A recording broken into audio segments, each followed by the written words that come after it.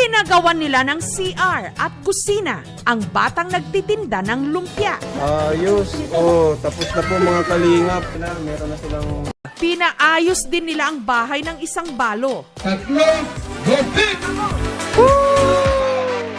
Ilan lang ito sa mga natulungan ni Rab at ng kanyang grupo na kilala bilang charity vlog na Kalingap Rab.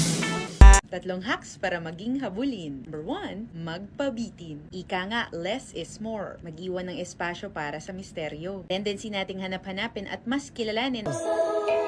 Diyan na. Gagawa lang.